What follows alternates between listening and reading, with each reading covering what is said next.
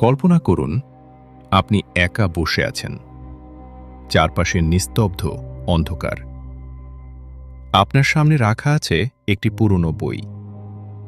এই বইয়ের প্রতিটি পাতায় লেখা আছে, কিন্তু আপনি একটি শব্দও পড়তে পারছেন না। পৃথিবীর সবচেয়ে বুদ্ধিমান মানুষেরাও এই বইটি পড়ার চেষ্টা করে ব্যর্থ হয়েছেন। আজ থেকে প্রায় ৬০০ বছর আগে লেখা এই বইটি আজও মানুষকে প্রশ্ন করছে, আমরা আসলে কতটুকু জানি? বইটির নাম ভয়েনিচ ম্যানুস্ক্রিপ্ট। এটি একটি প্রাচীন পাণ্ডুলিপি, যাতে আছে প্রায় ২৪০টি পৃষ্ঠা। প্রতিটি পৃষ্ঠায় রয়েছে অদ্ভুত সব অক্ষর। দেখতে মনে হয় এগুলো কোনো ভাষা, কিন্তু সেই ভাষা পৃথিবীর কোনো পরিচিত ভাষার সাথে মেলে না। না ল্যাটিন, না গ্রিক, না আরবি, আর না কোনো এশিয়ান ভাষা। তবে এই লেখাগুলো এলোমেলো নয়।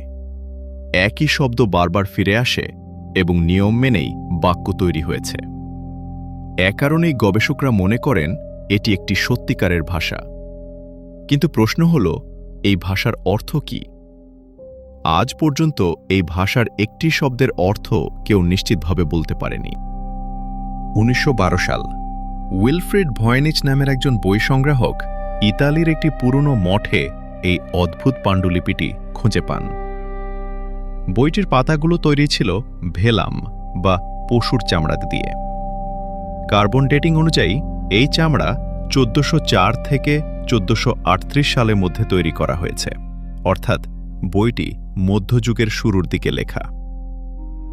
আশ্চর্যের বিষয় হল, বইটিতে কোনো লেখকের নাম নেই কোনো শিরোনাম বা ভূমিকা, যেন লেখক ইচ্ছা করেই নিজেকে লুকিয়ে রেখেছেন। বইটির ভেতরে শুধু লেখাই নেই, আছে অসংখ্য রহস্যময় ছবি। প্রথম অংশে আছে এমন কিছু গাছপালা যা এই পৃথিবীতে পাওয়া যায় না।